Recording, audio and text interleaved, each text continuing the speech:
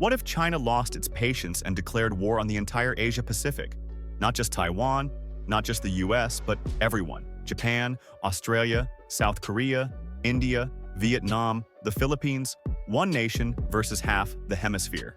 Let's talk chaos. Setup: China, the Asia-Pacific giant. Okay, so first, China's not exactly a pushover.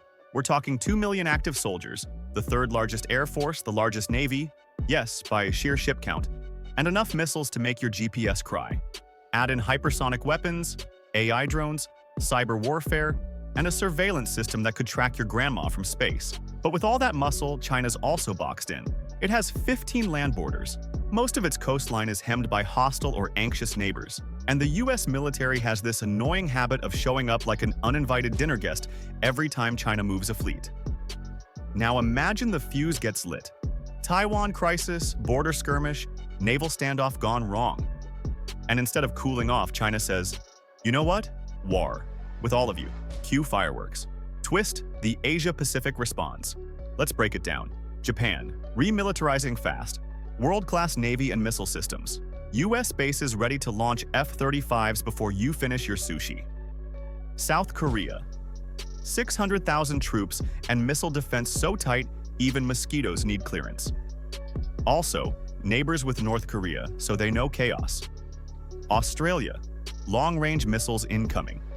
AUKUS alliance equals US plus UK tech. Their military is small, but it's scrappy, like a kangaroo with an AR-15. India, already fought China in 2020 on the Himalayan border with sticks and fists. 1.4 billion people.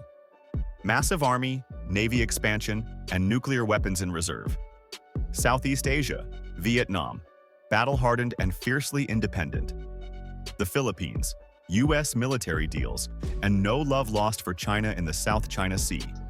Indonesia, Malaysia, Thailand may not go full combat, but definitely won't be fans of Chinese warships loitering off their shores. Fallout: what war looks like. Sea and sky. The South China Sea becomes a blender of submarines, anti-ship missiles, and drones. Think Finding Nemo, but everything explodes. Cyber Armageddon. Expect massive internet blackouts, satellite hacks, GPS spoofing, planes reroute, stock markets crash. Your mom's Facebook? Gone. Trade. Collapse. 40% of global trade sales through Asia-Pacific routes. If war breaks out, kiss your iPhone, sneakers, and 90% of the world's microchips goodbye. Supply chain. Meltdown. China invades Taiwan? Say goodbye to the semiconductor industry. Ports close. Inflation spikes everywhere. Oil tankers sunk? $15 gas, anyone? Nuclear shadow. 3 nuclear powers in the region. China, India, and North Korea, who might just nuke someone for fun. The risk of escalation is terrifying.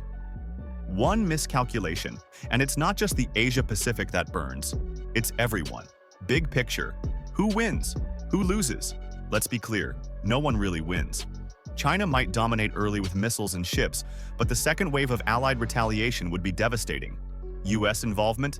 Practically guaranteed. Economically, global depression, environmentally, oil fires, naval wreckage, fallout zones. Nice, but maybe, just maybe, this scenario is a giant flashing neon warning sign. That power needs checks. That alliances matter. That playing war with nuclear nations is like juggling grenades in a fireworks store. So, what if China actually went to war with the entire Asia-Pacific? A military bloodbath, a global economic collapse. And a reminder that geopolitics is not a video game. Hit that like button if diplomacy deserves more credit. Subscribe for more what-if scenarios that make your world look a lot more fragile than it seems. And comment below, should we cover what if North Korea launched first? Or what if the US and China went full Cold War 2.0? This is MindScape, where global chaos meets curious minds. Stay informed, stay alert, and maybe don't poke the dragon.